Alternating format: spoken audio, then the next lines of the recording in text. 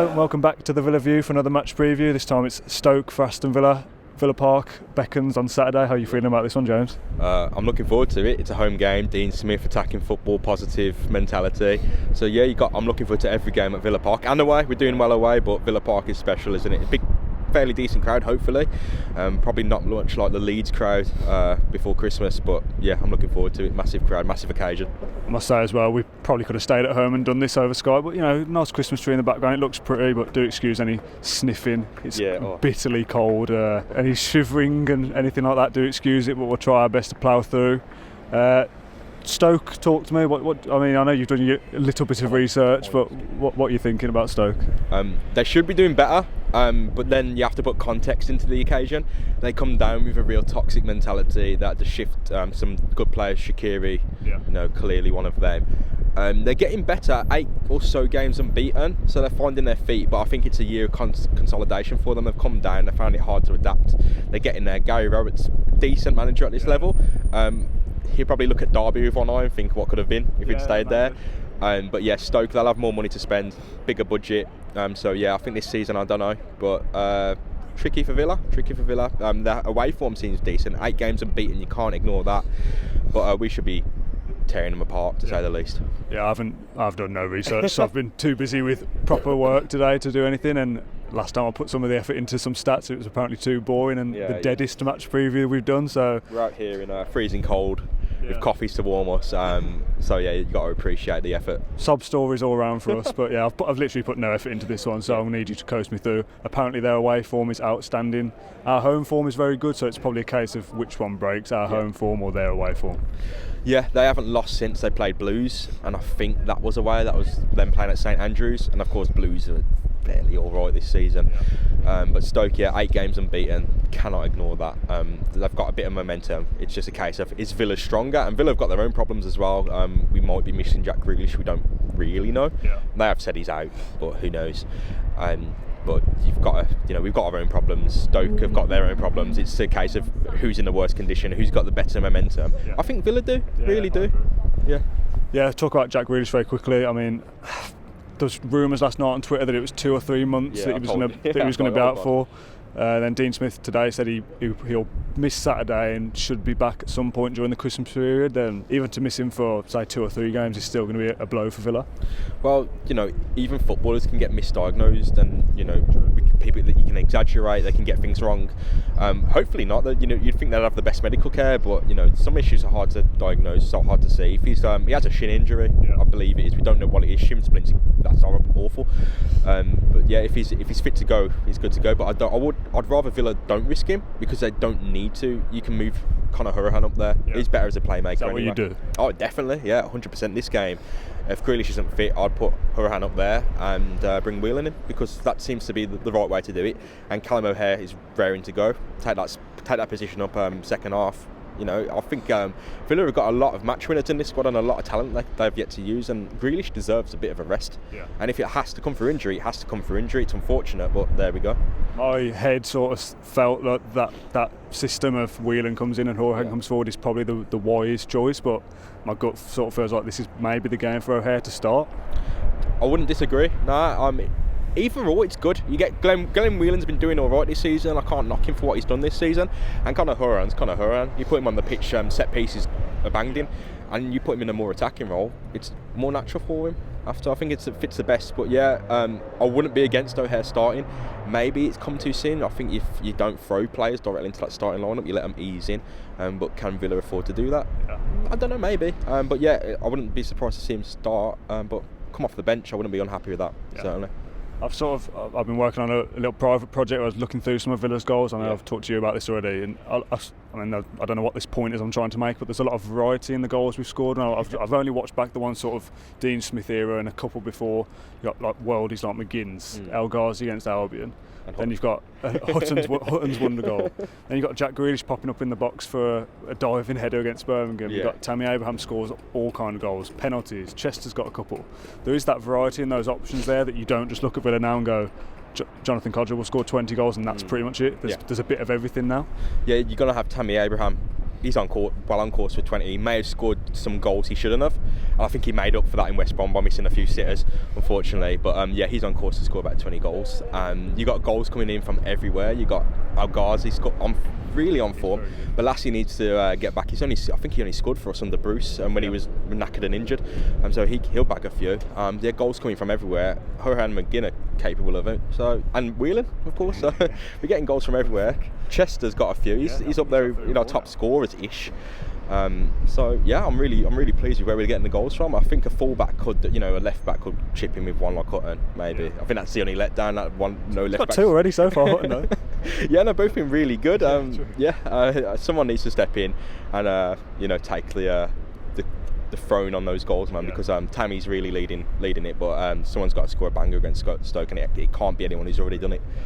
What have you made of El Ghazi so far? Because we saw glimpses of some level of decent ability under Bruce. There was a couple of moments, and he was out the side, back in the side, didn't really take his chance that much. Dean Smith said when he came that he sat him down and said, "This is what you need to do more of. This is what you don't need to do."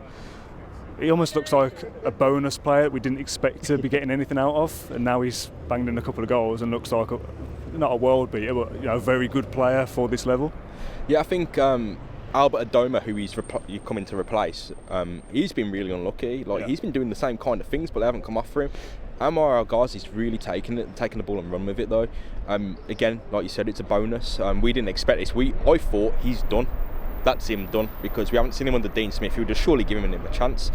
But it's clear they come out in an interview and he said, "I hadn't been doing good enough. My approach to the game wasn't full. It wasn't for the team. I wasn't defending."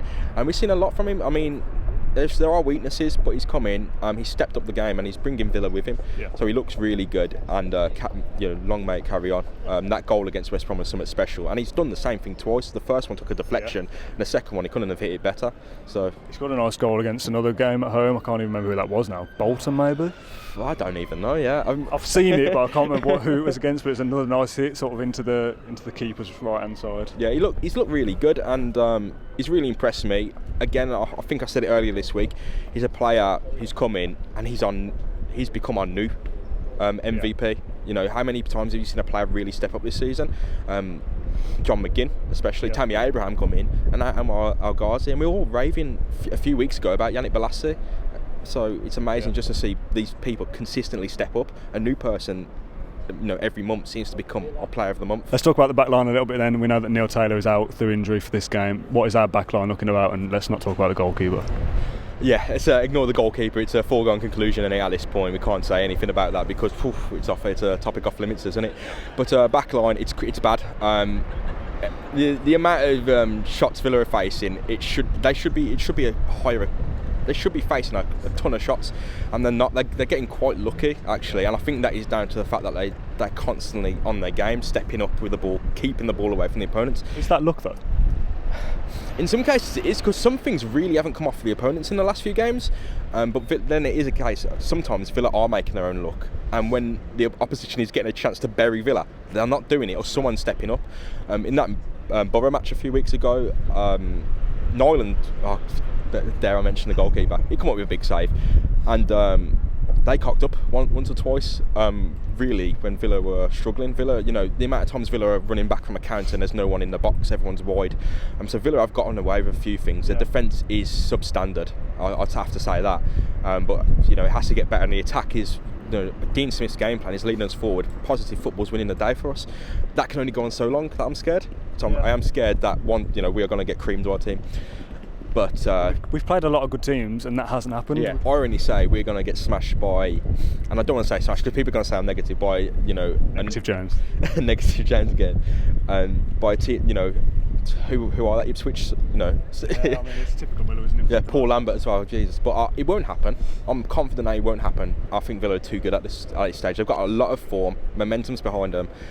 Don't care about the defences. Our attack is really good, and make the chances, convert the chances, and see what the other team can bring, because at the moment we're outscoring everyone, and it's a shame what happened against Baggies, because we would have won. Who knows? But Villa's attack is far too good, so I'm not going to sit here and be negative. I think Villa, their attack is capable of winning the title with ease. And the defence is just letting them down, but I think the attack is far too strong. Obviously, we do these videos, it's all a little bit of fun. So let's talk about negative James a little bit. The last video, a few comments saying you were too negative. Why? What was going on there? You're very negative, James. I said we'd win the title, and I said we'd beat Baggies 3-2. Is that negative? I don't know. Not in my opinion. And I said Villa might lose a game this season. Is that negative? They might lose 1 or 2 games. That's normal. Last time we did so much research, I had to watch a Baggies game, and I don't want to watch Baggies games. But some people are saying, it's coming out and saying it's crap. It's not bad. They're calling me out. It's a bit odd. And a lot of people say, they go, oh, it's mental health November. Coming out with random criticism, it doesn't make me feel great. Yeah, that's true. I mean, I'll take it all light-hearted. I don't really care. Someone said that the match preview was the deadest one we'd ever done. I put it on Twitter and just stick that in the scrapbook. There's a few negative comments, so I've just sort of thrown them off because it is the minority. Most people that, I don't know how many views got, I didn't check. Say 3,000 people watched it. The majority enjoyed it and said it was a good video. There's a few comments that said it didn't. But that's life. You're not going to please everyone. We've come here today. We've jumped back in. Gone straight back into the previews again. And I've admittedly put no effort in compared to the last time. Is this one dead because I haven't done it, or is this one better because I'm literally guessing my way through it? It's part of me feels like we should have sacked up today off, but no. The thing is, people expect the preview to be done for free. They expect the podcast to be done for free. Yeah, podcast. Don't talk about it. No, but people expect it, and it's a small sense of entitlement. I mean, I think I'm grateful for everyone who listens to my stuff and reads my stuff, and I'm grateful for criticism and feedback, and everyone has their opinions, but I think people do get a bit too comfortable with taking shots, and sometimes it feels like an attack, and that's maybe me being defensive or you being defensive, but sometimes it doesn't feel great after how much work you've put in, how much reading you've done, and watching Baggies games. I don't want to be applauded for sitting down and watching my rival, but it's just the amount of effort you put in. I don't want to be wasting my time doing that. I want to play like Super Smash Bros. Red Dead. It's for sure. Or I want to write about Villa. I spend most of my time writing about Villa or speaking to people about Villa. I want to do that. I don't want to speak about Baggies. I don't want to watch Baggies, but it's expected. And then people come out and say stuff, and you put a lot of time into it. You put more time into this than me, clearly. You sit down and edit it, and it must make you feel a bit bad when there's baseless criticism sometimes, because it's not constructive. Yeah. Okay. I mean, I don't want to get too heavy on it, but constructive criticism is fine because we can learn from it, we can improve from it. And people said the stats was boring, so we've done no stats today. Is that an improvement? Some people would have liked the stats. We're not going to go into it. Let's go back to blagging our way through the preview then. Let's go through predictions. What are we thinking? I've given mine somewhere for the podcast for the monthly predictions, but I don't remember what it was, so I'm going to have to guess. My lack of research again shows that I haven't even checked my own prediction, so I'm going to get you to go first. Frankly, I don't. I've put no thought into this. So I don't care. Villa 2-0. I smashed Stoke. I hope that's the case. I'm positive. That sounds very unlike you, from what I remember. No. Negative James. I don't know what's going on. I'm pretty sure I've predicted a win in every single one. Yeah. I've predicted a win on my own podcast every single time until it comes to the end of the Bruce era, when I was going, we're done, we lost. But I feel I'm fairly positive. I'm just realistic. I'm going to read stats. I'm going to take a lot of stuff, and I read too much about this stuff to just say Villa are great. Villa are good. They're really good. But I'm not just going to say that without any consequence. There has to be basis. There has to be something there. I'm going to go less convincing, but 2-1 Villa. I think we'll win. I always back us at home. I think it is a case that Stoke come here with a good away record, on good form generally. It is a case of one's got to give. I think I don't see it being a draw. I think there'll be goals in it. 2-1 Abraham Brace. I'll go for. I'll go down for. Who's scoring for Stoke then? Is it Peter Crouch? Sido Berahino maybe? I literally have no idea. He's not been good since Alan Hutton kicked him in the crotch. I mean, people say he went off the boil when Tottenham came in for him. West Brom really done him dirty there by not letting him go. But he's not been the same since Alan Hutton took him out. And I'll put my future career on that. I'll put my entire everything on that. He's not been the same player since Alan Hutton took him out. Peter Crouch is thereabouts. Is he still there, Peter Crouch? He's still there. They're paying him money to play football. I know he's doing that podcast now. Part of me thought he'd retired, but thinking about it, he hasn't, has he? He's just one of these like Jimmy Bullard types now. Like, he's just at the end getting paid to play football. He's getting paid to do a podcast and write a book as well. Are you sure he's not retired? Look, you can clearly tell we've come to the end of this preview. We're 80 minutes in and we're discussing whether Peter Crouch is retired or not, so that's the extent of our Stoke knowledge. I think he's still playing. I've genuinely said a number of times on legitimate platforms that he's going to score against Villa. So if he's not playing, He doesn't play though, does he? He played last season, so if you're playing in the Premier League, you got to trust him in the Championship, surely. I mean, get your phone out. Get your phone out. I need to find out now. It's annoying. It's annoying me. Peter James Crouch is a English professional footballer who plays as a striker for Stoke City. I mean, that'll be out of focus, but have I ruined it? Good luck to you. I think this is probably one of the best match previews you've ever had. I'll go out on a limb and say that. I'm going to put this on my portfolio and say this is the best video I've ever done. You know, I'm freezing. My hands are shaking. Yeah, my coffee's. I've spilled my coffee as well. I've spilled my coffee. The coffee's cold. It's very cold. Let's just go home. Subscribe, like the video, all the usual stuff. We don't need to do an outro because the bit comes after this where I say all the same usual stuff. So this bit of the video is basically redundant at this point. Can the Villa View do it on a cold Thursday night in Birmingham? I think we've proved we can. I think we've proved we can. Yeah, I'm free. Yeah, I'm done. Let us know in the comments whether we've done it or not. If this is dead, let us know. One other thing actually is a few people have asked whether we can do the previews and maybe a couple of other videos as audio only to put on the Villa View SoundCloud iTunes account. If that's something that you want us to do, I'll put a comment down below as the Villa View. Just go down to it and hit thumbs up on it if you want us to do audio versions of these sort of videos. For ones like this, we've put effort to come in and I've made the shot look as pretty as I can, so I'd quite like it if you'd stay on the YouTube version. But if you want to listen to these on the bus, on the train, in the car, let us know. Well, I'm sure we can sort that out for you. Thanks for watching, and up the Villa, 3 points on Saturday, please. Yeah, thanks for having me on. No problem. Handshake. That's nice and warm, isn't it? You just hold my hand for a bit. Yeah. That's weird now. If you enjoyed that video, why not watch another? Click the video choices on screen now to go and watch them in full. Be sure to subscribe to the channel by clicking our logo there on the left. Easy peasy.